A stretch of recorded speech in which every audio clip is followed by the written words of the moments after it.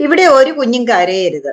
കുഞ്ഞ് കരയുകയാണെങ്കിൽ കുഞ്ഞിന്റെ ഉള്ളിലെ മാനവ വിഭവശേഷി എടുക്കുവാനുള്ള ശക്തി ഇല്ലാതെ പോകും. പക്ഷെ എന്ന് പറഞ്ഞ് പ്രശ്നങ്ങൾ വരുമ്പോ അതിജീവിക്കരുതെന്നല്ല അതിന്റെ അർത്ഥം.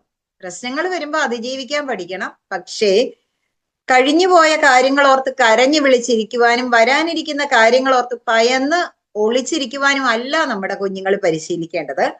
അതിനു പകരം നമ്മുടെ കുഞ്ഞുങ്ങള് നിരന്തരം പരിശീലിക്കേണ്ടത് ഈ നിമിഷത്തിൽ ജീവിക്കാനാണ്. ഇന്നത്തെ കാര്യം ഇന്ന് കംപ്ലീറ്റ് ചെയ്ത് കിടന്നുറങ്ങുന്ന ഒരു വ്യക്തിക്ക് നാളത്തെ കാര്യം ഓർത്ത് കരയേണ്ട കാര്യമില്ല. ഇന്ന് ഹോംവർക്ക് കൃത്യമായിട്ട് അവനവൻ തന്നെ ചെയ്തു പോകുന്ന ഒരു കുട്ടിക്ക് നാളെ ഹോംവർക്ക് എവിടെ നിന്ന് എഴുതുമെന്നോർത്ത് വെപ്രാളപ്പെട്ടിട്ട് കാര്യമില്ല. കൃത്യസമയത്ത് ചെയ്യേണ്ട കാര്യങ്ങൾ ചെയ്യേണ്ടതുപോലെ ചെയ്യുക. അതിനാണ് സെൽഫ് മാനേജ്മെന്റ് എന്ന് പറയുന്നത്. അവനവനെ മാനേജ് ചെയ്യാൻ അവനവന് കഴിഞ്ഞാൽ മതി. ബാക്കി എല്ലാ കാര്യങ്ങളും കൃത്യമായിട്ട് അവർക്ക് നടന്നു പോകും. പലപ്പോഴും വീടുകളിൽ സംഭവിക്കുന്നത് നമ്മുടെ വീട്ടുകാര്യവും നമ്മള് അമ്മമാർക്ക് സംഭവിക്കുന്ന എന്താന്ന് വെച്ച് കഴിഞ്ഞാൽ വീട്ടുകാര്യവും അപ്രതീക്ഷിതമായി കുഞ്ഞുങ്ങൾ കൃത്യസമയത്ത് കാര്യങ്ങൾ ചെയ്യാതിരിക്കുമ്പോൾ ഉണ്ടാകുന്ന കാര്യങ്ങളും അമ്മയുടെ ജോലിയെയാണ് അത് ബാധിക്കുന്നത്. അപ്പൊ അമ്മ ഇമോഷണലി സ്റ്റേബിൾ ആവത്തില്ല, അമ്മയ്ക്കാകെ പ്രശ്നമാകും, അമ്മയാകെ തളരും. കുഞ്ഞിന്റെ മുഖം പാടുന്ന കണ്ട അമ്മയുടെ മുഖം പാടും, അമ്മയുടെ മുഖം പാടുന്ന കണ്ട വീട്ടിലെല്ലാവർക്കും ദേഷ്യം വരും. അങ്ങനെ ഒരു കുടുംബത്തില് ഒരുപാട് വഴക്കുകൾ ഉണ്ടാകുന്ന സമയത്ത് എന്താ സംഭവിക്കുക? ആ കുടുംബത്തിൽ ജീവിക്കുന്ന കുഞ്ഞ് വെറും സർവൈവൽ മോഡിലായി പോകും. സർവൈവൽ മോഡ് എന്ന് പറഞ്ഞാൽ എങ്ങനെയും ഒക്കെ ജീവിച്ചു പോകാവുന്നുള്ള മോഡാകും.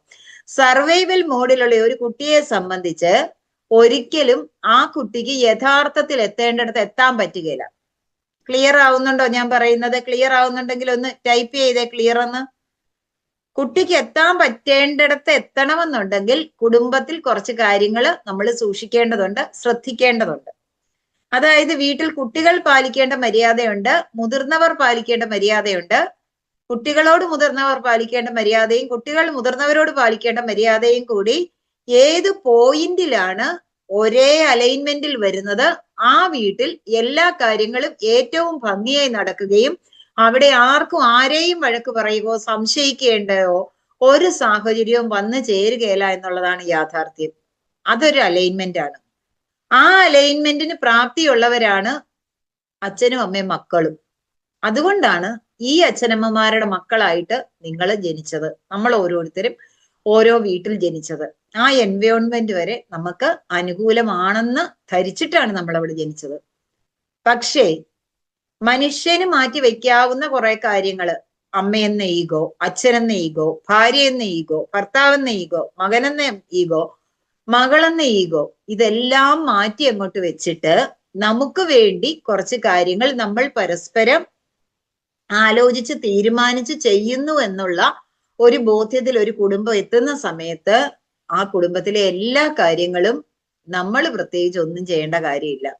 അത് ആ അലൈൻമെന്റില് സൂര്യൻ കിഴക്കുദിക്കുന്നത് പോലെ പടിഞ്ഞാറ് അസ്തമിക്കുന്നു എന്ന് നമുക്ക് തോന്നുന്നത് പോലെ തോന്നലല്ലേ എന്ന് പറഞ്ഞ പോലെ രാവും പകലും ഉണ്ടാകുന്നത് പോലെ എല്ലാ ദിവസവും അതങ്ങ് നടന്നു പൊക്കോളും. നമ്മൾ വെപ്രാളപ്പെട്ട് പലതിന്റെ പിന്നാലെ ഓടേണ്ട ഒരു കാര്യവും ഇല്ല. ഇവിടെ എന്താ സംഭവിക്കുന്നത്? ഈ അലൈൻമെന്റ് ഇല്ലേ ഇല്ല. ഈ അലൈൻമെന്റ് അങ്ങ് തെറ്റുക.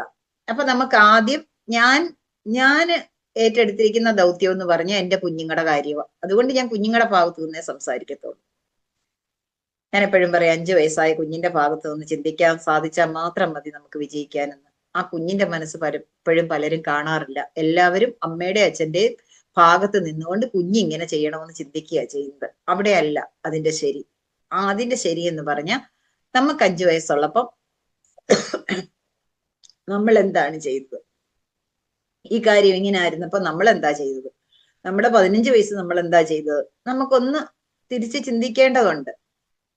ഞാൻ മക്കളെയും കൂടി ഇരുത്തിക്കൊണ്ടാ പറയുന്നത്. കാരണം എനിക്കിവിടെ ആരുടെയും പക്ഷാഭേദം പറയേണ്ട കാര്യമില്ല. ഞാൻ പറയുന്ന ആർക്കും ഇഷ്ടപ്പെട്ടോ ഇല്ലെന്ന് പറയേണ്ട കാര്യമില്ല. ഇവിടെ ഞാൻ പറയുന്നത് യാഥാർത്ഥ്യം മാത്രമാണ്. കുട്ടികള് വീട്ടിൽ പാലിക്കേണ്ട ചില മര്യാദകളുണ്ട്. ആ വീട് ചൈൽഡ് ഫ്രണ്ട്ലി ആയിരിക്കണം. കുട്ടിയുടെ വീട് ചൈൽഡ് ഫ്രണ്ട്ലി ആയിരിക്കണം. പെരുന്തച്ഛൻ സിനിമയ്ക്കകത്ത് ഒരു രംഗമുണ്ട്. പെരുന്തച്ഛന് തടി കൊണ്ടുള്ള പാവയുണ്ടാക്കി വിനയപ്രസാദാണ് നായിക കൊണ്ടുവന്ന് അവിടെ കൊടുക്കുന്ന ഒരു ഭാഗമുണ്ട്. അപ്പോ അത് കാണുമ്പോൾ നമുക്ക് തോന്നും ഒരു കുഞ്ഞില്ലാത്ത വീട് അത് ശൂന്യമാണ്.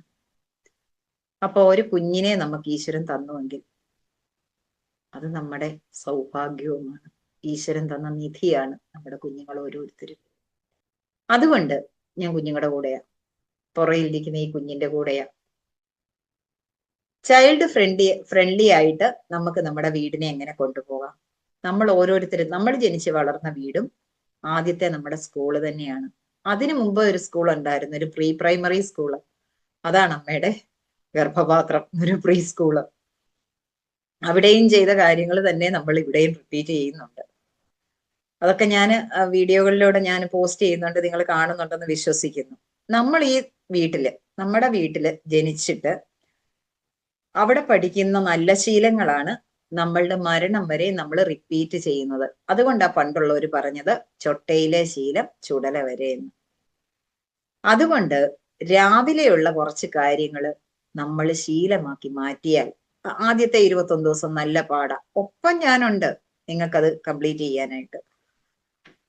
രാവിലെ എഴുന്നേക്കുന്ന നിമിഷം നമ്മൾ ചിന്തിക്കണം, നമുക്ക് ഇതുപോലൊരു മെത്തേ കിടന്നുറങ്ങാൻ പറ്റിയതിന് നന്ദി, ഇപ്പൊ ഉണർന്നെഴുന്നേക്കാൻ പറ്റിയതിന് നന്ദി. അമ്മയും മക്കളും അച്ഛനും എല്ലാരും ഒരുപോലെ ചിന്തിക്കണം.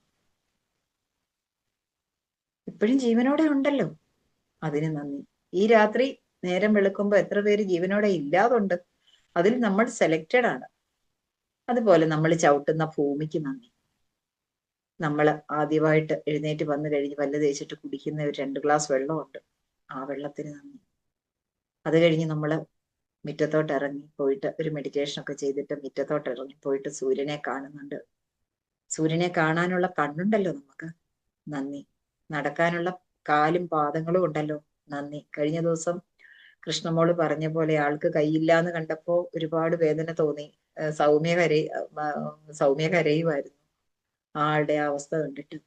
ഇതുപോലെ നമുക്ക് എന്തെല്ലാം ബ്ലെസ്സിങ്സ് ഉണ്ട്. നിങ്ങൾക്ക് സൂര്യനെ നോക്കി നിന്ന് നിങ്ങളുടെ എത്ര ബ്ലെസ്സിങ്സ് വേണമെങ്കിലും പറയുകയാണെങ്കിൽ നിങ്ങൾക്ക് ഒരുപാട് കൂടുതൽ ക്രിയേറ്റീവായിട്ട് വർക്ക് ചെയ്യാൻ പറ്റുമെന്ന് അർത്ഥം. നമുക്ക് അച്ഛനോടും അമ്മയോടും പറയണ്ടേ? ഗുഡ് മോർണിംഗ് പറയണം അച്ഛനോടും അമ്മയോടും. രാവിലെ എഴുന്നേൽക്കുമ്പോ അമ്മയൊന്ന് കെട്ടിപ്പിടിച്ച് ഒരു ഉമ്മ കൊടുത്താൽ അത് നല്ലത്, അച്ഛനൊരു ഉമ്മ കൊടുത്താൽ നല്ലത്. എന്നിട്ട് നമുക്ക് എന്താ ഒരു സ്വപ്നം കണ്ടാ വന്നിട്ട് ചിരിച്ചുകൊണ്ട് നമുക്കത് പറയാം. പേടിച്ച സ്വപ്നമാണെങ്കിൽ പോലും നമുക്ക് നമ്മുടെ അമ്മയോടും അച്ഛനോടും പറയാം. ദേഷ്യം വന്നാലും അലറി വിളിച്ച് വലിച്ചെറിഞ്ഞ് കാര്യങ്ങൾ ചെയ്യുന്ന ഒരു സ്വഭാവം നമുക്കുണ്ടെങ്കിൽ നമ്മുടെ ജീവിതം നമ്മൾ ആഗ്രഹിക്കുന്ന ഒരിടത്തും എത്തിച്ചേരുകയില്ല. കാരണം അതങ്ങനെയാണ്. ആ ഒരു വികാരം വരുമ്പോ അഡ്രീനലിനാണ് നമുക്ക് പ്രവർത്തിക്കാൻ തുടങ്ങുന്നത്. ടീച്ചർ ബയോളജി ആണെന്ന് നിങ്ങൾക്ക് അറിയാലോ, നിങ്ങളും പഠിച്ചതാണ്. പക്ഷേ അഡ്രീനലിൻ പ്രവർത്തിച്ചുകൊണ്ടേ ഇരുന്നാൽ നമ്മളുടെ തോട്ട് പ്രോസസ് ഒന്നും നേരാവണ്ണം പോവുകയില്ല, നമ്മുടെ വിജയത്തിലേക്ക് പോവില്ല, ഫോക്കസിലോട്ട് പോകാൻ പറ്റില്ല, നമ്മുടെ ഗോൾ എന്നാണെന്ന് നമുക്ക് അറിയാൻ പറ്റില്ല. നമ്മൾ വെറുതെ ഈ ഭാരം ചുമക്കുന്ന പോലെ പഠനത്തെ കൊണ്ടുപോയിട്ട് ഒരു വിശേഷവും ഇല്ല. നമുക്ക് ഈസി ആയിട്ട് പഠിക്കണം, അതിനാ നമ്മൾ ഇവിടെ വന്നിരിക്കുന്നത് അല്ലേ? അതിനല്ലേ നിങ്ങൾ ഈ ക്ലാസ്സിൽ വന്നിരിക്കുന്നത്? അപ്പൊ നമുക്ക് ദേഷ്യം വരാതെ കണ്ട് നമുക്കൊരു കാര്യം ഉണ്ടെങ്കിൽ അത് പറയാനായിട്ട് പഠിക്കണം. ആരും, അച്ഛനും പഠിക്കണം, അമ്മയും പഠിക്കണം, മക്കളും പഠിക്കണം. ഇപ്പൊ നിങ്ങൾ പറയും ഞങ്ങളോടല്ലേ പറയുന്നേ, അവര് പറയാതിരിക്കുവോ, അവര് അങ്ങനെ പ്രവർത്തിക്കുകയല്ലേ? അതൊക്കെ അവിടെ വിട്. നമ്മളൊരു പ്രാക്ടീസ് ചെയ്താൽ കൃത്യമായിട്ട് അതിലേക്ക് നമുക്ക് എത്താൻ പറ്റും. മറ്റാരുടെയും ഇൻഫ്ലുവൻസ് നമ്മൾക്ക് വരാതെ കണ്ട് നമുക്ക് എത്താൻ പറ്റും. അപ്പോ നമ്മൾ സ്നേഹത്തോടെ ഈ അച്ഛനും അമ്മയ്ക്കും ഒക്കെ സഹോദരങ്ങൾക്കും ഒക്കെ ഒരു ഗുഡ് മോർണിംഗ് പറയുകയും കുറച്ച് സൗഹൃദപരമായിട്ട് നമ്മൾ പെരുമാറാൻ തുടങ്ങുമ്പോൾ അവര് നമ്മൾ പറയുന്ന വഴിയിലോട്ട് വരുമെന്നുള്ളതാ യാഥാർത്ഥ്യം. ഇവിടെ അത് അനുഭവിച്ചറിയുന്നവരുണ്ട്. ഇനി അഥവാ നിങ്ങൾക്ക് എന്തെങ്കിലും മുതിർന്നവരോട് ചോദിക്കണമെന്നുണ്ടെങ്കിൽ എനിക്കൊരു കാര്യം പറയാനുണ്ടേ എന്ന് പറയുമ്പോൾ തീർച്ചയായിട്ടും അച്ഛനും അമ്മയും ആ കുട്ടിയെ പരിഗണിക്കണം. മിണ്ടാതിരിടി എന്നൊന്നും പറയണ്ട. അങ്ങനെ പറയാൻ അവർക്ക് അർഹതയുണ്ട്. മറ്റേ ഗ്രൂപ്പിൽ ഇടണം ലിങ്ക്. ഇട്ടേക്കാവും. അപ്പോ പറയാനുള്ള അവകാശം നമ്മുടെ മക്കൾക്കുണ്ട്. കാരണം അവര് നമ്മുടെ മക്കളല്ലേ. അതുകൊണ്ട് അവര് പറയട്ടെ, അവർക്ക് പറയാൻ അവകാശം ഇവിടെ ഉണ്ട്. പക്ഷെ അവരെ ഷൗട്ട് ചെയ്യിക്കാൻ ഇടയാക്കുന്ന സാഹചര്യങ്ങൾ നമ്മൾ ഒഴിവാക്കണം. ഇല്ലെങ്കിൽ അവര് ഗോളിലേക്ക് ഫോക്കസ് ചെയ്യില്ല. അവര് ഗോൾ എന്താണെന്ന് പോലും തിരിച്ചറിയില്ല എന്നുള്ളത് യാഥാർത്ഥ്യമാണ്. കുഞ്ഞുങ്ങൾ ഇവിടെ കൊണ്ടുവന്നു, നമ്മൾ രാവകലില്ലാതെ കഷ്ടപ്പെടുന്നുണ്ട്, പണം മുടക്കി പഠിപ്പിക്കുന്നുണ്ട്, ക്ലാസ്സിലെ പാഠങ്ങൾ കുഞ്ഞുങ്ങൾ പഠിക്കുന്നുണ്ട്. പക്ഷെ അതുകൊണ്ട് അവർക്ക് എൻഡ് റിസൾട്ട് ഫലം കിട്ടിയില്ല എങ്കിൽ നമ്മൾ ഈ ചെയ്യുന്നതിന് ഒരു പ്രയോജനവും ഇല്ല. അതുകൊണ്ടാണ് ഞാൻ ഇങ്ങനെയുള്ള കാര്യങ്ങൾക്ക് കൂടുതൽ ഇമ്പോർട്ടൻസ് കൊടുക്കുന്നത്. എങ്ങനെയാണ് ഫോക്കസിലേക്ക് നമുക്ക് നമ്മളുടെ ചിന്തകളെ കൊണ്ടുപോകാൻ പറ്റുന്നതെന്നുള്ളതാണ് നമ്മൾ നമ്മുടെ ക്ലാസ്സിലൂടെ ആവർത്തിച്ച് പറയുകയും റിപ്പീറ്റ് ചെയ്യുകയും ചെയ്യുന്നത്. റിപ്പീറ്റ് ചെയ്തത് കൊണ്ട് ഇത് ഇപ്പം പലതവണ കേട്ടിട്ടുണ്ടാവും, പക്ഷെ അത് ടീച്ചർ റിപ്പീറ്റ് ചെയ്യുന്നു എന്ന് പറഞ്ഞ് പരാതി പറയേണ്ട. കാരണം 10,000 തവണ റിപ്പീറ്റ് ചെയ്തെങ്കിലേ ആ ആ ഒരു മേഖലയിൽ വൈദഗ്ധ്യം നേടാൻ പറ്റൂ. എന്റെ കുഞ്ഞുങ്ങൾക്ക് ഇത് സ്ഥിരമായിട്ട് കേൾക്കാൻ പറ്റിയാൽ കുഞ്ഞുങ്ങൾ അതിൽ എത്തിക്കോളും. നമ്മൾ വേറെ കഷ്ടപ്പെടേണ്ട കാര്യമില്ല. അതുപോലെ തന്നെ നമ്മൾ ഭക്ഷണം കഴിക്കാനിരിക്കുമ്പോൾ കഴിയുന്നതും അച്ഛനും അമ്മയും മക്കളും കൂടെ ഒരുമിച്ചിരുന്ന് കഴിക്കണം. പരസ്പരം വിളമ്പിക്കൊടുക്കണം, ചിരിച്ചോണ്ട് വിളമ്പിക്കൊടുക്കണം. നിങ്ങളുടെ സ്കൂളിൽ എന്ത് പ്രശ്നം ഉണ്ടായിക്കോട്ടെ, വീട്ടിൽ എന്ത് പ്രശ്നം ഉണ്ടായിക്കോട്ടെ, അയൽക്കാരെന്ത് പരാതി പറഞ്ഞോട്ടെ, നിങ്ങൾ ആഹാര സമയത്ത് അത് മിണ്ടരുത്, പറയരുത്. എന്നും പാലിക്കേണ്ട ഒരു സത്യമുണ്ട്. വൈകുന്നേരം ഭർത്താവ് ജോലി കഴിഞ്ഞ് കയറി വരുമ്പോ മക്കളുടെ കുറ്റം ചെന്ന് പറയരുത്. മക്കള് പറഞ്ഞ ഒരു സന്തോഷകാര്യം മാത്രമേ നിങ്ങൾ പറയാവൂ.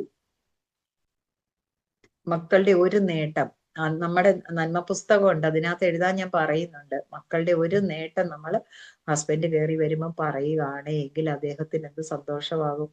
അത് അമ്മയ്ക്കേ പറ്റൂ. അത് റീഡ് ചെയ്യാൻ അമ്മയ്ക്കേ പറ്റൂ. അതുകൊണ്ടാണ് നിങ്ങൾ അമ്മയായത്. അല്ലെങ്കിൽ നിങ്ങൾ അമ്മയാവില്ലായിരുന്നു. അത് ചെയ്യണം. അതുപോലെ ഊണുമേശയിൽ ഇരിക്കുന്ന സമയത്ത് നിങ്ങൾ ചെയ്ത നന്മകൾ പറ. ശരിക്കും ഊണുമേശയിൽ ഇരിക്കുമ്പോൾ ആഹാരത്തിൽ ശ്രദ്ധിച്ച് ആഹാരം കഴിക്കുക എന്നുള്ളതാണ് അതിന്റെ രീതി എന്ന് പറയുന്നത്. വേറെ ഒന്നും ചിന്തിക്കാതെ കഴിക്കുന്ന ആഹാരത്തെ മാത്രം ശ്രദ്ധിച്ചുകൊണ്ട് മൈൻഡ്ഫുൾ ഈറ്റിംഗ് ആ ചെയ്യേണ്ടത്. ഞാൻ കുഞ്ഞുങ്ങൾക്ക് അതൊക്കെ പഠിപ്പിച്ചു തരുന്നുണ്ട്. എല്ലാ കാര്യങ്ങളും കൃത്യമായി ചെയ്യാൻ ഇനി മുതൽ പഠിപ്പിച്ചു തരുന്നുണ്ട്. അങ്ങനെ വേണം മക്കളെ. അല്ലെങ്കിൽ നമ്മൾ ഭക്ഷണത്തോട് ഒരുപാട് നികൃഷ്ടമായിട്ട് പെരുമാറുന്ന ഒരവസ്ഥ ഉണ്ടാവും. വേണ്ട, അതൊന്നും. മാതൃകയായിരിക്കണം.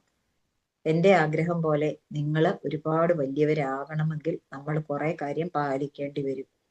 ഭക്ഷണത്തിന് നന്ദി നമുക്ക് പറഞ്ഞുകൊണ്ട് കഴിക്കാം. നിങ്ങൾക്ക് ഇനി വീട്ടിൽ ആരെങ്കിലും കളിയാക്കോ, അച്ഛനോ ചേട്ടന്മാരോ ഒക്കെ കളിയാക്കുന്നുണ്ടെങ്കിൽ അവരോട് ഇത് ഞാൻ ചെയ്യുന്നതെന്നൊന്നും മിണ്ടണ്ട. പക്ഷേ ഭക്ഷണം കൈ കിട്ടിയ ആ ചൂടാഹാരത്തേലൊന്ന് തൊടുമ്പോ നന്ദി എന്ന് നമുക്കുള്ളിൽ പറയാം. കാരണം ഈ ഭൂമിയിൽ അത് കിളിച്ചു വരാനും വിളവെടുക്കുവാനും കുഴിച്ചിടാനും സൂര്യന്റെയും വെള്ളത്തിന്റെയും അതുപോലെ മിനറൽസിന്റെയും ഒക്കെ ഒരുപാട് സഹായം ഉണ്ടായി. അത് കുഴിച്ചിട്ട മനുഷ്യര്, അത് വിളവെടുത്തവര്, കർഷകര്, ഇവിടെ സപ്ലൈ ചെയ്തവര്, ഇങ്ങേറ്റം സപ്ലൈ ചെയ്യുന്ന വണ്ടി ഓടിക്കുന്ന ആളുകളുടെ പോലും ആ മനസ്സാണ് അവിടെ പ്രവർത്തിക്കുക.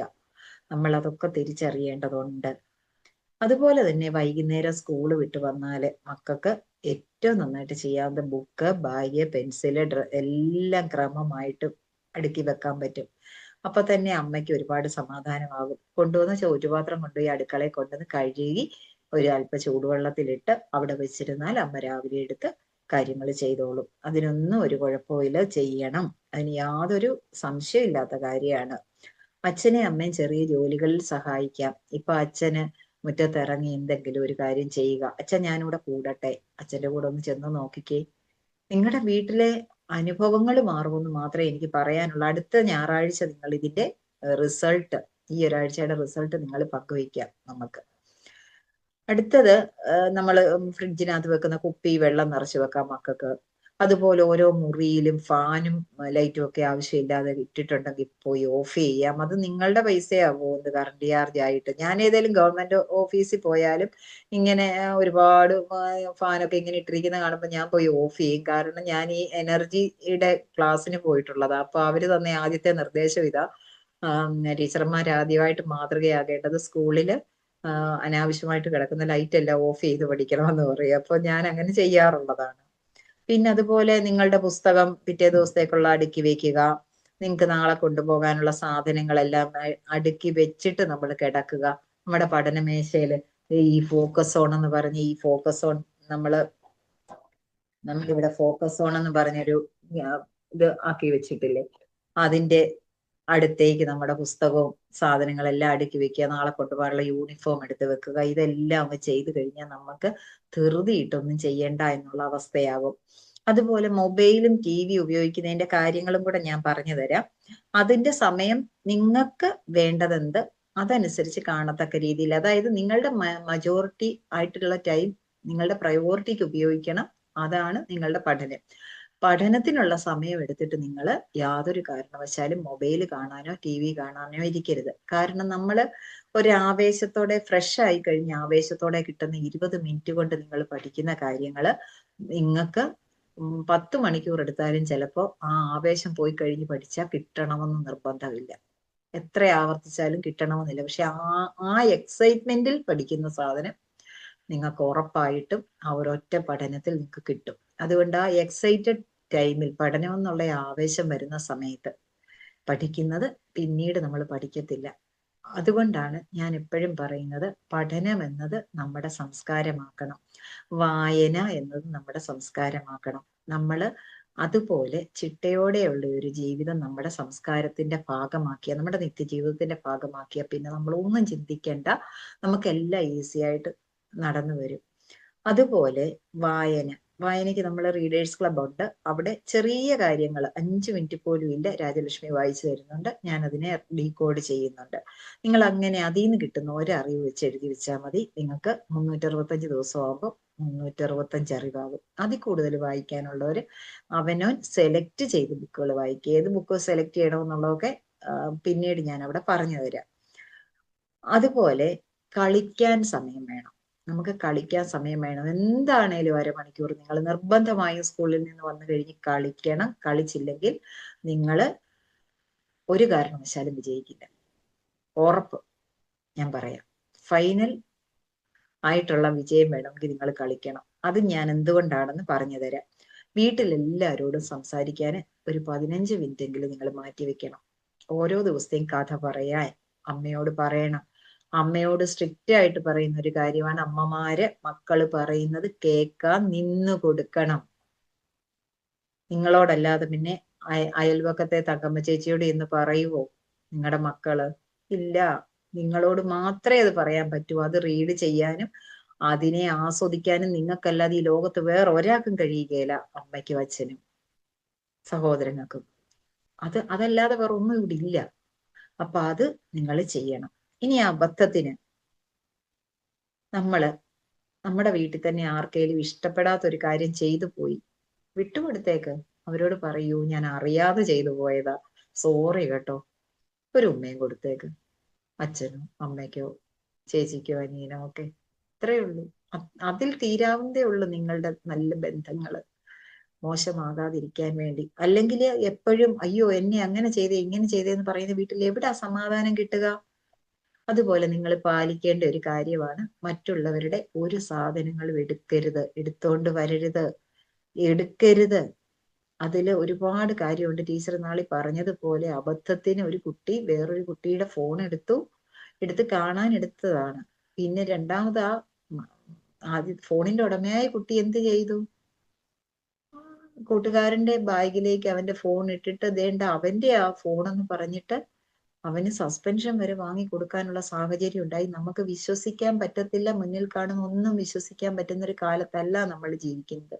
നമുക്ക് 100% വിശ്വസിക്കാവുന്ന ഒന്നേ ഉള്ളൂ, പെറ്റമ്മയും നമ്മുടെ കുടുംബവും അച്ഛനും സഹോദരങ്ങളും.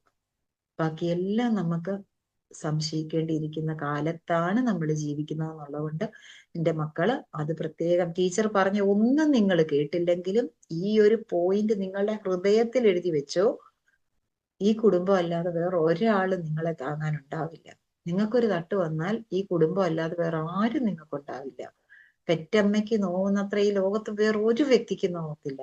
സ്വന്തം അച്ഛന് നോവുന്നത്ര വേറെ ഒരാൾക്കും നോവത്തില്ല. അത് ഓർമ്മിച്ചോളൂ. ഞാൻ ഈ പറയുന്ന ഒന്നും വെളിയിൽ ആരുടെയും ക്ലാസ്സിൽ നിന്ന് കിട്ടിയ അറിവല്ല. ഇത് ജീവിതമാണ്. ജീവിതത്തിൽ കിട്ടുന്ന പാഠവും അല്ലാത്ത പാഠവും തമ്മിൽ ഒത്തിരി വ്യത്യാസമുണ്ട്. ആരെയും കളിയാക്കരുത്. വീട്ടിലാരെയും കളിയാക്കാതെ പഠിക്കണം ആദ്യം. അതില് എനിക്ക് നിറം കൂടുതലാ, നിനക്ക് നിറം കുറവാ, നിനക്ക് മാർക്ക് കൂടുതൽ കിട്ടി, എനിക്ക് മാർക്ക് കുറഞ്ഞു പോയി, എനിക്ക് കൂടുതൽ കിട്ടി, നിനക്ക് കുറഞ്ഞു പോയി, നിന്റെ സ്വഭാവം കൊള്ളില്ല, നീ വണ്ണം വെച്ചാ, നീ ക്ഷീണിച്ച, അയ്യോ കണ്ടപ്പോ അങ്ങ് മെലിഞ്ഞു പോയല്ലോ, ഇതൊന്നും ആരോടും പറയേണ്ട കാര്യമില്ല. ഓരോരുത്തരും ഓരോ വ്യക്തിയാണ്, അവനവന്റെ ജീവിതം അവനവന്റെയാണ്. നമ്മൾ ഇങ്ങനത്തെ അഭിപ്രായങ്ങൾ പറയുക എന്നുള്ളത് ആ ആത്മാവിനെ സംബന്ധിച്ച് നമ്മൾ ചെയ്യുന്ന ഏറ്റവും നികൃഷ്ടമായ കാര്യമാണ്. അതിനാണ് ഇന്നത്തെ കാലത്ത് കുഞ്ഞുങ്ങൾ പറയുന്നത് ബോഡി ഷേമിങ് എന്ന്. അതിന്റെ ആവശ്യമില്ല. പിന്നെ നമ്മുടെ മുതിർന്ന തലമുറ, അത് നമ്മൾ ബഹുമാനിക്കേണ്ടതാണ്. കാരണം നമ്മളിൽ ഓടിക്കൊണ്ടിരിക്കുന്ന ജീനുകൾ നമ്മുടെ അച്ഛന്റെയോ അമ്മയുടെയോ മാതാവിന്റെയോ പിതാവിന്റെയോ പൈതൃകമാണ്, ലെഗസി ആണ്. ആ പൈതൃകത്തെ നമ്മൾ ബഹുമാനിച്ചില്ലെങ്കിൽ നമ്മൾ എത്ര എന്തെല്ലാം നേടിയാലും നമ്മൾ ഒന്നും അല്ലാതായിത്തീരും. അതുകൊണ്ട് അത് ബഹുമാനിക്കുക. അതുപോലെ അതിഥികൾ വീട്ടിലേക്ക് കയറി വരുമ്പോൾ പണ്ട് ഞങ്ങളെ ശീലിപ്പിച്ചിരുന്നതാണ്, നമ്മള് സിറ്റിംഗ് റൂമിൽ ഇരിക്കുകയാണ്, സിറ്റിംഗ് റൂം എന്നാണ് പറയുക, ഡ്രോയിങ് റൂം, സിറ്റിംഗ് റൂമിൽ ഇരിക്കുകയാണെങ്കിൽ അതിഥി കയറി വന്നാൽ വാതിൽ തുറന്നു കൊടുത്ത് നമ്മൾ ഇരിക്കാൻ പറഞ്ഞ്, അന്നൊന്നും ഫാനൊന്നും ഇല്ലാത്ത കാലമായി എൻ്റെ കുട്ടിക്കാലം. അന്ന് ഫാൻ കാണുന്നത് പോലും ഒരു കൗതുകമാണ്. അന്ന് ടേബിൾ ഫാനാണ് കൂടുതൽ, പിന്നീടാണ് സീലിംഗ് ഫാനൊക്കെ വന്നത്. അപ്പോൾ വിശറി എടുത്തു കൊടുക്കും വീശാനായിട്ട്. പാള ഇങ്ങനെ വെച്ചിരിക്കും അമ്മമ്മ, അതെടുത്ത് കൊടുക്കും. എന്നിട്ട് അകത്ത് പോയി വെള്ളം എടുത്തുകൊണ്ട് കൊടുത്തതിന് ശേഷമാണ് പിന്നെ പറയുന്നത്, ഇപ്പൊ വിളിക്കാൻ കേട്ടോ അമ്മയെന്ന് പിള്ളേര് പറയുന്നത്. ഈ ഒരു സംസ്കാരം നമ്മുടെ ലിറ്റ്യൂഡിന്റെ സംസ്കാരമാക്കണം. നമ്മുടെ മക്കൾ അത് ചെയ്യണം. ഇതോർത്തോ മക്കള്. എന്താണെന്ന് വെച്ച് കഴിഞ്ഞാല് അതിഥി ദേവോ ഭവ എന്നാണ് നമ്മൾ പറയുന്നത്. നമ്മൾ ക്ഷണിക്കാതെ കണ്ട് കയറി വരുന്ന അതിഥികള് ദേവനെ പോലെയാണ് എന്നാണ് വിശ്വസിക്കുന്നത്. അപ്പൊ അത് നിങ്ങൾ എപ്പോഴും ശ്രദ്ധിക്കുക. കയറി വരുന്നവരോട് കാണിക്കുന്ന നിങ്ങളുടെ മര്യാദയാണ് ഈ ലോകത്തിലെ ഏറ്റവും വലിയ മര്യാദ. അത് ചെയ്യുക. അതുപോലെ തന്നെ വീട്ടിലെ എല്ലാവർക്കും ഒരേപോലെ ഒരു നിയമം ഉണ്ടാവണം. സ്ലീപ്പിംഗ് ടൈം, സ്റ്റഡി ടൈം, പ്രെയറിന് മെഡിറ്റേഷന് ഒക്കെ ഉള്ള ടൈം, കുഞ്ഞുങ്ങൾക്ക് കളിക്കാനുള്ള ടൈം, മണ്ഡല വരയ്ക്കാനുള്ള ടൈം, വീഡിയോ ചലഞ്ച് ചെയ്യാനുള്ള ടൈം, ഏകദേശം നമ്മുടെ റൊട്ടീൻ എല്ലാം ചിട്ടപ്പെടുത്തിയിരിക്കുന്നതാണ്. ഇവിടെ അമ്മമാരുടെയും മക്കളുടെയും ഏകദേശം ചിട്ടപ്പെടുത്തിയിരിക്കുന്നതാണ്. പക്ഷെ 17-ാം തീയതി മുതൽ നമ്മൾ കംപ്ലീറ്റ് ആയിട്ട് ചിട്ടപ്പെടുത്തിയുള്ള ഒരു ഇതിലേക്കായിരിക്കും നമ്മൾ പോവുക. നമുക്ക് പലപ്പോഴും ദേഷ്യം വന്നാൽ നിയന്ത്രിക്കാൻ പറ്റാതെ വരും.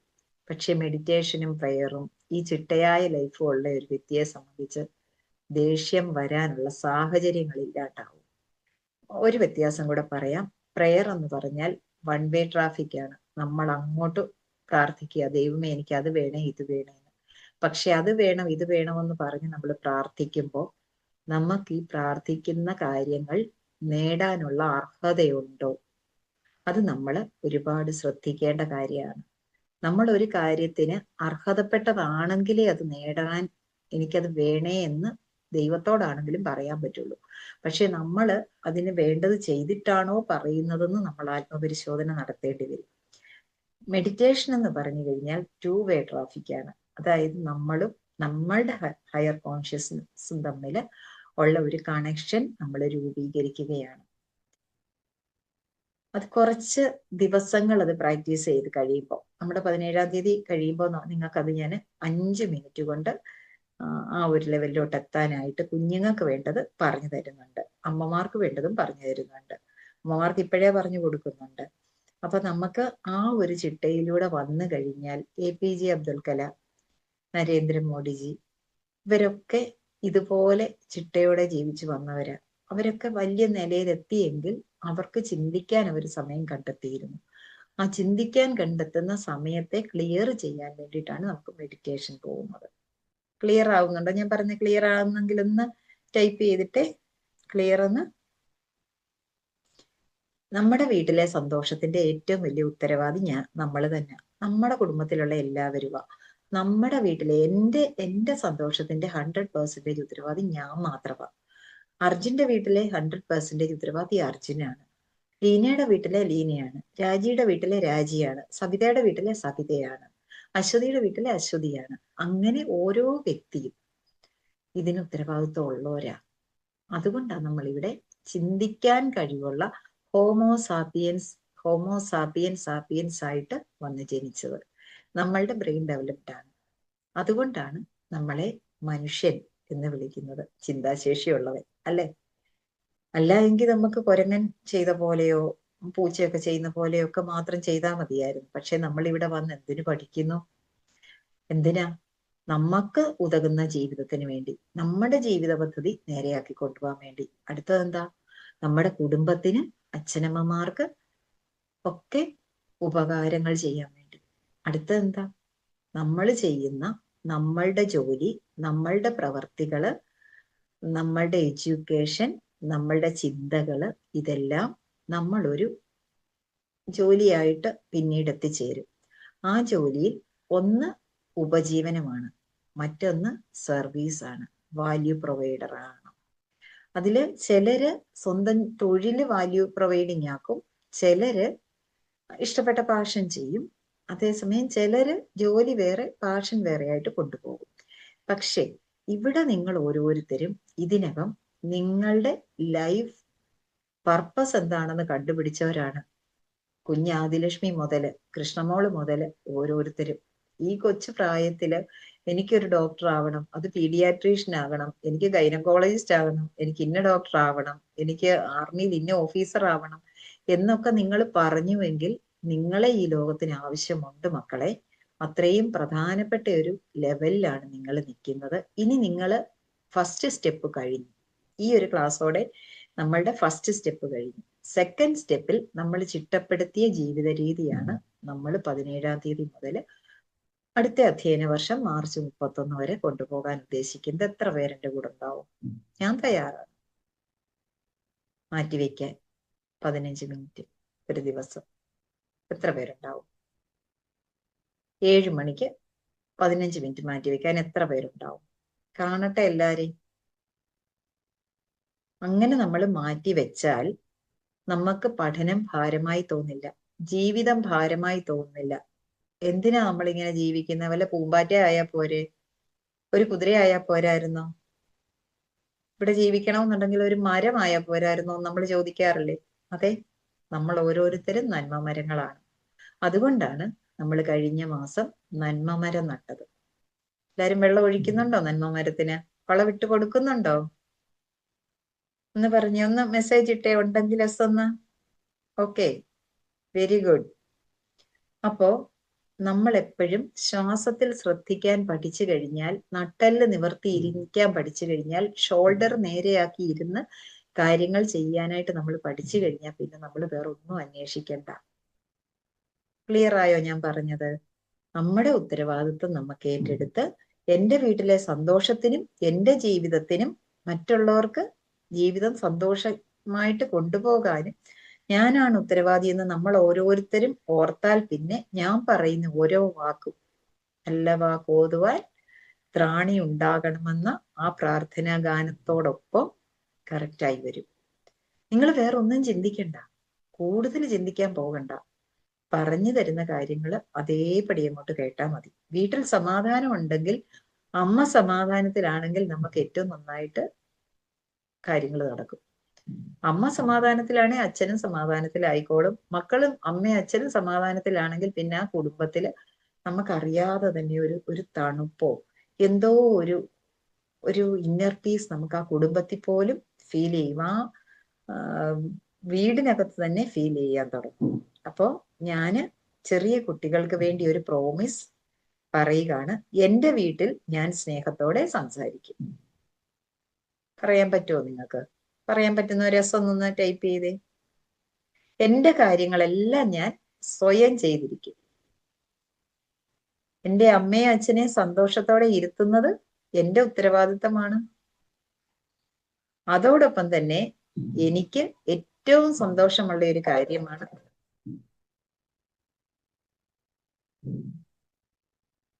ഒരു മിനിറ്റ്. അതുകൊണ്ട് തന്നെ എനിക്ക് ഏറ്റവും സന്തോഷമുള്ള ഒരു കാര്യമാണ് എൻ്റെ ജീവിതം എന്ന് പറയുന്നത്. അതിനെ ഞാൻ ഏറ്റവും ഭംഗിയായിട്ട് മുന്നോട്ട് കൊണ്ടുപോകാനായിട്ട് ഞാൻ തയ്യാറായിരിക്കും. എന്റെ വീട്ടിലെ എല്ലാ കാര്യങ്ങളും എന്റെ ഉത്തരവാദിത്തമാണ്. ജനലടയ്ക്കുക, വാതിലടയ്ക്കുക, രാവിലെ ജനൽ തുറക്കുക, പത്രം എടുത്തുകൊണ്ട് വരിക, അനിയത്തിമാരും അനിയന്മാരും ഉണ്ട് നോക്കുക, അച്ഛനും അമ്മയ്ക്കും സഹായം ചെയ്യുക, എല്ലാം. ഭക്ഷണത്തോടും കുടുംബത്തോടും എല്ലാറ്റിനോടും ഞാൻ ഇടപെടുന്ന എല്ലാറ്റിനോടും ഞാൻ നന്ദിയോടെ സ്മരിച്ചുകൊണ്ട് ജീവിക്കും. ഒരു തെറ്റ് പറ്റിയാല് നീ തെറ്റ് പറ്റി, ഞാൻ സത്യമേ പറയൂ എന്ന് പറയാനുള്ള തൻ്റെ ഇടം എത്ര പേർക്കുണ്ട്? എത്ര പേർക്കുണ്ട്? എനിക്കൊരു തെറ്റ് പറ്റിപ്പോയി, തെറ്റി പറയാൻ പറ്റുമോ? എത്ര പേർക്ക് ആ തൻ്റെ ഇടം ഉണ്ട്? തൻ്റെ ഇടം ഉണ്ടാവണമെന്ന് ഉറപ്പുണ്ടെങ്കിൽ യെസ് എന്ന് കൊടുക്ക.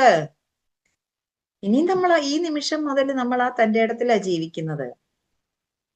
അതുപോലെ തന്നെ എന്റെ വീട് എത്ര വലിപ്പമുള്ള വീടെന്നുള്ളതിൽ വലിയ പ്രസക്തിയൊന്നുമില്ല. പക്ഷേ എന്റെ വീട്ടില് അതൊരു കുടിലാണെങ്കിലും എല്ലാവരും സന്തോഷത്തോടെ കഴിയുമ്പോഴാണ് അതെന്റെ വീടായി മാറുന്നത്. അങ്ങനെയുള്ള ഒരു വീടല്ലേ വേണ്ടത്? ഇന്ന് നന്മ പുസ്തകത്തിൽ എഴുതുന്ന ഇതായിരിക്കുകയല്ലേ? ടീച്ചർ പറഞ്ഞ ഈ കാര്യമായിരിക്കുകയല്ലേ നിങ്ങൾ നന്മ പുസ്തകത്തിൽ എഴുതുന്നത്? ബാക്കി എല്ലാറ്റിനും അപ്പുറം എഴുതേണ്ടത് ഇതല്ലേ? ഈ ഒരു വിദ്യ ദൈനംദിനമായിട്ട് ചെയ്ത് എല്ലാ ദിവസവും ചെയ്ത് നമ്മൾ പഠിച്ചുകൊണ്ടിരുന്നാൽ നമ്മൾ എന്തായി മാറും? നമ്മളുടെ സക്സസ് നമ്മൾ അറിയും, അല്ലേ? ഇനി ഞാൻ പേരൻസിനോട് ഒരു കാര്യം പറയാം. ഇത് കുഞ്ഞുങ്ങളോട് ഇങ്ങനെ പറഞ്ഞതാണ്. കുട്ടി എന്താ ചെയ്യേണ്ടത്, അതും വീട് എന്തായിരിക്കണമെന്ന് പറഞ്ഞു. ഇനി ഞാൻ പറയാൻ പോകുന്നത്, കുട്ടികളോട് പേരൻസ് പല കാര്യങ്ങൾക്ക് നോ പറയാറുണ്ട്. നോ പറയേണ്ടത് എങ്ങനെയെന്നുള്ളതും കൂടെ പേരൻസിന് മനസ്സിലാക്കി തരാം. അച്ഛനും അമ്മയും നോ പറയുന്നത് നിങ്ങളെ തടയാനല്ല. കാരണം അവർക്ക് അവരുടെ ലൈഫിൽ ഉണ്ടായ മുഴുവൻ അനുഭവങ്ങളും അവരുടെ മുന്നിൽ ഇങ്ങനെ ഭയപ്പെടുത്തുന്നതായിട്ട് നിൽക്കുക. അവരെ മക്കളെ സുരക്ഷിതരാക്കാനും ആരോഗ്യമുള്ളവരാക്കാനും വേണ്ടി മാത്രമാണ്, നല്ല മനുഷ്യരാക്കാൻ വേണ്ടി മാത്രമാണ് അച്ഛനും അമ്മയും നോ പറയുന്നത്. പക്ഷെ അവര് പറയുന്നതിലും ചില കാര്യങ്ങളിലൊക്കെ അവർക്ക് അറിവുകേടുകൾ ഉണ്ടായിരിക്കും. പക്ഷെ അവര് പറയുന്നത് അവര് പഠിച്ച രീതിക്ക് വെച്ചിട്ടാ പറയുന്നത്. അതുകൊണ്ട് അയ്യോ അവരങ്ങനെ പറഞ്ഞു എന്ന് നമുക്ക് പരാതിപ്പെടാനും പറ്റില്ല. കാരണം എന്നാന്ന് വെച്ചാൽ അവരങ്ങനെ അറിഞ്ഞിട്ടുള്ളൂ. അവരുടെ അറിവ് വെച്ചേ നമുക്ക് വളർത്താൻ പറ്റൂ. എന്റെ അമ്മയുടെ അച്ഛന്റെ അറിവ് വെച്ച് എന്നെ വളർത്താൻ പറ്റൂ. എന്റെ അമ്മയുടെ അച്ഛന്റെ അമ്മയുടെ അറിവ് വെച്ച് അമ്മയെ വളർത്താൻ പറ്റൂ. അച്ഛന്റെ അമ്മയുടെയും അറിവ് വെച്ച് അവർക്കും വളർത്താൻ പറ്റൂ. കാരണം അവര് ജീവിതത്തിൽ നിന്നാണ് ഇത് പഠിച്ചു വരുന്നത്. ഇപ്പോഴാണ് ഇതുപോലെ കാര്യങ്ങൾ പറഞ്ഞു കൊടുക്കാനുള്ള സംവിധാനങ്ങളൊക്കെ ഓൺലൈനിലും ഒക്കെ ആയി തുടങ്ങിയത്. അപ്പോ എന്തുകൊണ്ട് അച്ഛനും അമ്മയും നോ പറയുന്നു? അവരുടെ അറിവ് വെച്ചിട്ട് നിങ്ങളെ സുരക്ഷിതമാക്കണം, നിങ്ങളെ ആരോഗ്യമുള്ളവരാക്കണം, ഒപ്പം നിങ്ങളെ നല്ല മനുഷ്യരാക്കി ഇരുത്തണം. അതാണ് ജീവിതകാലം മുഴുവൻ അവരുടെ ആഗ്രഹം. മൊബൈലിന് നോ പറയുന്നത് അവർക്കറിയാം ഈ മൊബൈല് സ്ഥിരമായി ഉപയോഗിച്ചാൽ എന്തെല്ലാമാണ് പ്രശ്നങ്ങൾ. ഞാൻ ഇനി ഡോക്ടറെ കൊണ്ടുവരുമ്പോൾ ഡോക്ടർ അത് നിങ്ങൾക്ക് കൃത്യമായിട്ട് പറഞ്ഞു തരും. അതുകൊണ്ടാണ് മൊബൈൽ കുറച്ച് സമയം ഉപയോഗിക്കാൻ പറയുന്നത്. ടീച്ചറിനും ആ അഭിപ്രായമാണ് നിങ്ങളോട് പറയാനുള്ളത്. അത് കൃത്യമായിട്ട് എത്ര മണിക്കൂർ ഉപയോഗിക്കുക ഓരോ ഏജിനെന്നൊക്കെ ഞാൻ പറഞ്ഞു തരാം കേട്ടോ. അതുപോലെ വൈകി ഉണരുമ്പോഴും വൈകി ഉറങ്ങുമ്പോഴും, വെളുപ്പിനെ രാവിലെ നേരത്തെ എഴുന്നേക്കാതെ വൈകി ഉണരുമ്പോഴും ഉറങ്ങുമ്പോഴും എന്താ സംഭവിക്കുക? നിങ്ങൾ ബയോളജിക്കൽ ക്ലോക്കിനനുസരിച്ചല്ല പിന്നെ പോകുന്നത്, ഋതം അങ്ങ് തെറ്റും നിങ്ങളുടെ. അപ്പൊ നിങ്ങളുടെ ശരീരത്തിലെ എല്ലാ കാര്യങ്ങളും സിർക്കേഡിയം ഋതത്തിനനുസരിച്ചല്ലാതെ കൊണ്ട് നിങ്ങളുടെ ദഹനവും ഉപാപചയ പ്രവർത്തനങ്ങളും മെറ്റബോളിക് ആക്ടിവിറ്റീസും തെറ്റും. അത് നിങ്ങൾക്ക് ആരോഗ്യത്തിന് പ്രശ്നം ഉണ്ടാക്കും. അത്രേ ഉള്ളൂ, സിമ്പിളാ കാര്യം. പിന്നെ മോശമായി സംസാരിക്കുന്നതിന്, ഇങ്ങനെ സംസാരിച്ചോ, എന്നോട് ദേഷ്യപ്പെട്ടോ, എല്ലാവരോടും ബഹുമാനം ഇല്ലാതാണോ സംസാരിക്കുന്നതെന്നൊക്കെ പറഞ്ഞ് അച്ഛനും അമ്മയും ദേഷ്യപ്പെടുന്നത് എന്താണ്? മക്കള് ദേഷ്യപ്പെട്ടാൽ എന്ന് വെച്ചാൽ അത് അച്ഛനും അമ്മയും ദേഷ്യപ്പെടുമ്പോഴും ഓർക്കണം, നമ്മൾ പരസ്പര ബഹുമാനത്തോടെ സംസാരിക്കണം. നമ്മുടെ മുന്നിൽ നിൽക്കുന്നത് ഇതുപോലെ വന്ന ഒരു ഈശ്വരൻ തന്ന നിധിയാ. ഇപ്പോഴല്ലെങ്കിലും എത്ര വർഷങ്ങൾക്ക് മുമ്പാണെങ്കിലും ആദ്യം വന്നപ്പോ ഇത് തന്നെ, എന്റെ പുറകിൽ ഇരിക്കുന്ന ആള് തന്നെയാണ് നമ്മൾ ഓരോരുത്തരും. അപ്പൂപ്പനാണേലും അമ്മൂമ്മയാണേലും ആരാണേലും ആ ആളോട് ആര് സംസാരിച്ചാലും ബഹുമാനം വേണം. കള്ളം പറയുമ്പോൾ നോ പറയുക എന്ന് പറഞ്ഞാല്, കള്ളം പറയുമ്പോൾ അങ്ങനെ കള്ളം പറയല്ലേ എന്ന് പറയുന്നത് സത്യത്തിന് വില വേണം. സത്യമേ എവിടെയും വിജയിക്കത്തുള്ളൂ. അത് നമ്മുടെ കുട്ടിയെ അറിയണം. മറ്റുള്ളവരെ കളിയാക്കുമ്പോ നോ പറയുന്നത് എന്തുകൊണ്ടാ? ചട്ടാ പൊട്ടാന്നൊക്കെ ആളുകളെ വിളിക്കുകയല്ലേ? ഒരിക്കലും അങ്ങനെ വിളിച്ചുകൂടാ. ആർക്കാ എപ്പോഴാ വരാൻ മേലാത്തത്? അതുകൊണ്ട് മറ്റുള്ളവരെ വേദനിപ്പിക്കുന്നത് തെറ്റാണ് നമ്മുടെ കുട്ടി മനസ്സിലാക്കിയിരിക്കണം. അതുപോലെ തന്നെ ഭക്ഷണം വേസ്റ്റ് ആക്കുന്നതിനും ഭക്ഷണം കഴിക്കാതിരിക്കുന്നതിനും നമ്മുടെ മക്കളെ അച്ഛനമ്മമാര് വഴക്ക് പറയുന്നത് എന്തിനാ? ഭക്ഷണം എന്ന് പറഞ്ഞത് ഉണ്ടായി ഒരു ചെടിയുടെ മുഴുവൻ എനർജി എടുത്ത് ഇവിടെ കൊണ്ടുവന്ന് നമുക്ക് കൺമുന്നിൽ കൊണ്ടുവന്ന് പണം മുടക്കി വാങ്ങി കൊണ്ടുവന്ന് ആഹാരമാക്കി കൊണ്ടുവരുമ്പോൾ അതിനോട് നമ്മൾ നന്ദി കാണിച്ചില്ല എങ്കിൽ ഒരിക്കൽ ഭക്ഷണം ഇല്ലാതെ കണ്ട് ബുദ്ധിമുട്ടുന്ന അവസ്ഥയുണ്ടാകും.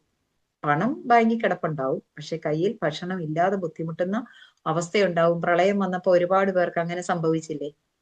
നമുക്ക് പറയാൻ പറ്റുകയില്ല, എപ്പോഴാ പ്രഡിക്റ്റ് എന്താ ദുരന്തം വരുമെന്ന് പ്രഡിക്റ്റ് ചെയ്യാൻ പറ്റില്ല. പലപ്പോഴും നമ്മൾ അനുഭവിക്കുന്ന പല കാര്യങ്ങളും ഈ ബൂമറാങ് പോലെ നമ്മൾ അങ്ങോട്ട് കൊടുക്കുന്നത് തിരിച്ചിങ്ങോട്ട് വരുന്നതാണ്. അതൊക്കെയാണ് പ്രകൃതി നിയമങ്ങൾ. അതിനെ ഈ പ്രകൃതി നിയമങ്ങളെ തടുക്കാൻ ഈ ലോകത്ത് ആർക്കും സാധിക്കത്തില്ല. നിങ്ങൾക്ക് എത്ര കോടി രൂപയുണ്ടെങ്കിലും പ്രകൃതി നിയമങ്ങളെ ഒന്നും തടുക്കാൻ സാധിക്കുകയില്ല. കടലിൽ നിന്ന് സുനാമി കയറി വന്നാൽ നിങ്ങൾ വിചാരിച്ചാൽ തടുക്കാൻ സാധിക്കുമോ? ഇല്ലല്ലോ. ഭൂമി കുലുക്കം തടുക്കാൻ സാധിക്കുമോ? ഇല്ലല്ലോ. ഇതുപോലെ ഒരുപാട് കാര്യങ്ങൾ മനുഷ്യന്റെ നിയന്ത്രണത്തിനപ്പുറമുണ്ട്. ആ ഒരു ശക്തിയുണ്ട് ഇവിടെ. ആ ശക്തിക്ക് യോജിക്കുന്ന രീതിയിൽ നമ്മൾ നമ്മുടെ ഈ കൊച്ചു ജീവിതം ജീവിച്ചാൽ മാത്രം മതി എല്ലാം വിജയിക്കാൻ. പിന്നെ എല്ലാറ്റിനും നന്ദി പറയണം. ഓരോ നിമിഷവും നന്ദി പറയാൻ പഠിക്കുമ്പോൾ കാര്യങ്ങളെല്ലാം അങ്ങ് മാറുക. ടീച്ചർമാരെ കുറ്റം പറയുമ്പോഴും അതങ്ങനെ തന്നെ. ഞാൻ എപ്പോഴും കുഞ്ഞുങ്ങളോട് പറയാറുണ്ട്, ടീച്ചർമാരെ കുറ്റം പറഞ്ഞാൽ ആ വിഷയത്തിന് നിങ്ങളുടെ മാർക്കിന്റെ കാര്യം കഷ്ടമായിരിക്കും, അതിൽ യാതൊരു സംശയവും. അതുപോലെ റോഡ്, തീയ്, സ്ട്രേഞ്ചേഴ്സ്, അൺസേഫ് ആയിട്ടുള്ള മൊബൈൽ ഗെയിംസ്, ഇതിലൊക്കെ ഇടപെടുമ്പോൾ നിർബന്ധമായും മുതിർന്നവർ കുഞ്ഞുങ്ങളോട് നോ പറഞ്ഞിരിക്കണം. അതിന് കുഞ്ഞുങ്ങളെ അന്നേരം സന്തോഷിപ്പിക്കാമെന്ന് വിചാരിക്കേണ്ട. നോ പറയേണ്ടടുത്ത് നോ പറഞ്ഞിരിക്കണം. എനിക്കൊന്നും അറിയില്ലേ, നെറ്റിലൊന്നും ചെയ്യാൻ അറിയില്ലേ എന്ന് പറയുന്നതും തെറ്റാണ്. കാലത്തിനൊത്ത് മാറിയേ പറ്റൂ. പേരൻസ് അറിയണം മക്കള് എന്താണ് കാണുന്നത്, എന്താണ് കാണുന്നതെന്ന് അറിയണം. കാരണം മക്കള് ഏത് ലെവലിലേക്ക് ഫോക്കസ് ചെയ്ത് പോകണോ അതിന് എതിരായിട്ടുള്ള കാര്യമാണ് ഈ കുട്ടി നിരന്തരം ഒരു 10-12 ദിവസം കണ്ടാൽ മതി. ഈ കുട്ടിയുടെ, ഞാൻ ഇന്നുള്ളതൊരു പ്രാക്ടിക്കൽ പോലെ കാണിച്ചു തന്നായിരുന്നല്ലോ സ്ക്രീനില്, ആ കുട്ടിയുടെ ബ്രെയിൻ അതേ ഏറ്റെടുക്കത്തുള്ളൂ. കുട്ടിയുടെ ശരിക്കുള്ള ഗോളിലേക്ക് കുട്ടിക്ക് ഫോക്കസ് ചെയ്യാൻ പറ്റില്ല. അതുപോലെ പഠനം ഒഴിവാക്കുന്നത് നോ പറയണം. പഠിക്കാതിരിക്കുമ്പോ കുഞ്ഞെ ഈ കാണിക്കുന്ന തെറ്റാണ് എന്ന് പറയണം. അതുപോലെ വീട്ടിലെ പല ഉത്തരവാദിത്തങ്ങൾ, ഞാൻ ദേ കുളിച്ചു കഴിഞ്ഞു ഇനി ഞാൻ കടയിൽ പോയി സാധനം മേടിക്കുകയില്ല എന്ന് പറഞ്ഞാൽ നടക്കത്തില്ല. അച്ഛനും അമ്മയും അതുപോലൊക്കെ പോയി ചെയ്യുന്നവരാണ്. അത് പറ്റുകയില്ല എന്ന് പറഞ്ഞ് പറ്റുകയില്ല. കുട്ടി പറ്റുകയില്ല എന്ന് പറഞ്ഞാൽ നല്ല കുഞ്ഞെ പോയി ചെയ്യണം എന്ന് പറയണം. എനിക്ക് പറ്റില്ല എന്ന ചിന്തയ്ക്ക് നോ പറയുക. അതാണ് മടി മാറ്റാനുള്ള ഏറ്റവും വലിയ രഹസ്യം. 21 ദിവസം ഇതിനു വേണ്ടി ഇറങ്ങി പുറപ്പെട്ടാൽ മതി. നമുക്ക് എത്ര സാഹചര്യം മോശമായാലും നമുക്ക്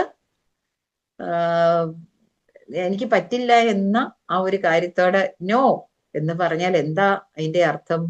എനിക്ക് പറ്റും, എനിക്ക് പറ്റുമെന്നൊരൊറ്റ ചിന്ത മാത്രം മതി. ഇനി കുട്ടികളോട് എങ്ങനെയാണ് അച്ഛനമ്മമാർ ഇത് പറയേണ്ടത്? വഴക്ക് പറയുന്ന രൂപത്തിൽ പറയരുത്, ഉപദേശ രൂപേണ പറയരുത്, സ്നേഹത്തോടെ പറയുക. കുഞ്ഞെ, ടീച്ചർ എന്ന് പറഞ്ഞതല്ലേ, നീ ഇതൊന്ന് ചെയ്തേ. കുഞ്ഞ് ചെയ്യും. ഇവിടെ ഒരു കുഞ്ഞുങ്ങളും മോശക്കാരായ കുഞ്ഞുങ്ങളല്ല. എല്ലാവരും നമ്മുടെ ലെറ്റ്യൂഡിലെ കുഞ്ഞുങ്ങളാണ്. അവര് കാര്യങ്ങൾ കൃത്യമായിട്ട് ചെയ്യും. അപ്പൊ നമുക്ക് ഇന്ന് വൈൻഡപ്പ് ചെയ്യാം.